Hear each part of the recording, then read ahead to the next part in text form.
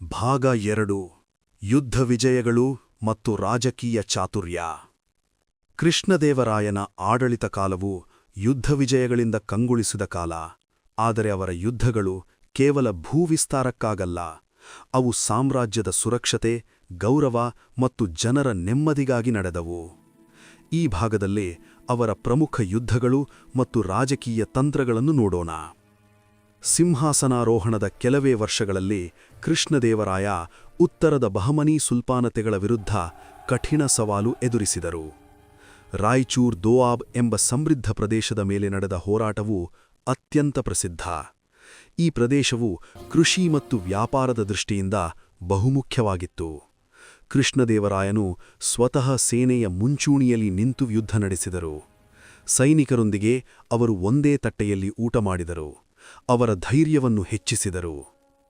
ರಾಯಚೂರ್ ಯುದ್ಧದಲ್ಲಿ ವಿಜಯನಗರ ಸೇನೆ ಶಿಸ್ತು ಮತ್ತು ತಂತ್ರದಿಂದ ಗೆಲುವು ಸಾಧಿಸಿತು. ಈ ವಿಜಯವು ಕೃಷ್ಣದೇವರಾಯನ ಕೀರ್ತಿಯನ್ನು ದಕ್ಷಿಣ ಭಾರತದೆಲ್ಲೆಡೆ ಹರಡಿತು. ಜನರು ಅವರನ್ನು ಹಿಂದೂ ಸೂರ್ಯ ಎಂದು ಕರೆದರು.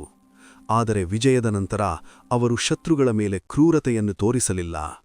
ಸೋತವರಿಗೂ ಸಹ ಮಾನವೀಯತೆ ತೋರಿಸಿ ಶಾಂತಿಯ ಸಂದೇಶ ನೀಡಿದರು.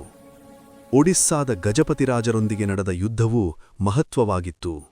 ಉದಯಗಿರಿ ಮತ್ತು ಕೊಂದವೀಡು ಕೋಟೆಗಳಿಗಾಗಿ ನಡೆದ ಈ ಹೋರಾಟದಲ್ಲಿ ಕೃಷ್ಣದೇವರಾಯನು ತಂತ್ರಜ್ಞಾನದೊಂದಿಗೆ ಜಯ ಸಾಧಿಸಿದರು. ಗಜಪತಿರಾಜನ ಮಗಳನ್ನು ವಿವಾಹವಾಗಿ ರಾಜಕೀಯ ಮೈತ್ರಿಯನ್ನು ಬಲಪಡಿಸಿದರು.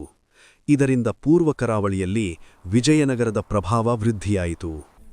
ಪೋರ್ಚುಗೀಸ್ ವ್ಯಾಪಾರಿಗಳೊಂದಿಗೆ ಕೃಷ್ಣದೇವರಾಯನು ಚಾತುರ್ಯಪೂರ್ಣ ಸಂಬಂಧಗಳನ್ನು ಕಟ್ಟಿದರು. ಅವರು ಯುದ್ಧಾಸ್ತ್ರಗಳು ಮತ್ತು ಕುದುರೆಗಳ ವ್ಯಾಪಾರವನ್ನು ಉತ್ತೇಜಿಸಿದರು.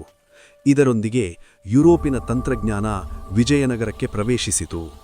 ಆದರೆ ವಿದೇಶಿ ಪ್ರಭಾವವು ದೇಶದ ಸ್ವಾಭಿಮಾನವನ್ನು ಹಾನಿಗೊಳಿಸದಂತೆ ಅವರು ಎಚ್ಚರಿಕೆಯಿಂದ ನಡೆದುಕೊಂಡರು. ಆಂತರಿಕ ಆಡಳಿತದಲ್ಲಿಯೂ ರಾಜಕೀಯ ಸಮತೋಲನ ಕಾಪಾಡಿದರು. ಸಾಮಂತರಾಜರಿಗೆ ಗೌರವ ನೀಡಿದರೂ ಅವರು ಬಂಡಾಯ ಎಬ್ಬಿಸದಂತೆ ಕಠಿಣ ನಿಯಂತ್ರಣವನ್ನೂ ಇಟ್ಟುಕೊಂಡರು. ದರ್ಬಾರಿನಲ್ಲಿ ತೆರೆದ ಚರ್ಚೆಗಳಿಗೆ ಅವಕಾಶ ನೀಡಿದರು.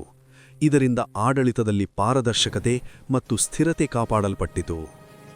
ಯುದ್ಧ ವಿಜಯಗಳ ಮಧ್ಯವೂ ಕೃಷ್ಣದೇವರಾಯನು ಜನಜೀವನವನ್ನು ಮರೆತಿಲ್ಲ. ಯುದ್ಧದಿಂದ ಹಾನಿಗೊಂಡ ಪ್ರದೇಶಗಳಲ್ಲಿ ಪುನರ್ನಿರ್ಮಾಣ ಕಾರ್ಯಗಳನ್ನು ಕೈಗೊಂಡರು. ರೈತರಿಗೆ ಬಿತ್ತನೆಗಾಡಿ ಬೀಜ ಮತ್ತು ಧನಸಹಾಯ ನೀಡಿದರು.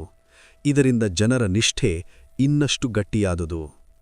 ಈ ಭಾಗವು ತೋರಿಸುವಂತೆ ಕೃಷ್ಣದೇವರಾಯನ ಶಕ್ತಿ ಕೇವಲ ಕತ್ತಿಯಲ್ಲಲ್ಲ, ಅದು ಅವರ ವಿವೇಕ, ಮಾನವೀಯತೆ ಮತ್ತು ದೂರದೃಷ್ಟಿಯಲ್ಲಿತ್ತು. ಮುಂದಿನ ಭಾಗದಲ್ಲಿ ಅವರ ಸಾಂಸ್ಕೃತಿಕ ಕೊಡುಗೆಗಳು ಮತ್ತು ಅಂತಿಮ ವರ್ಷಗಳ ಕುರಿತು ತಿಳಿಯೋಣ.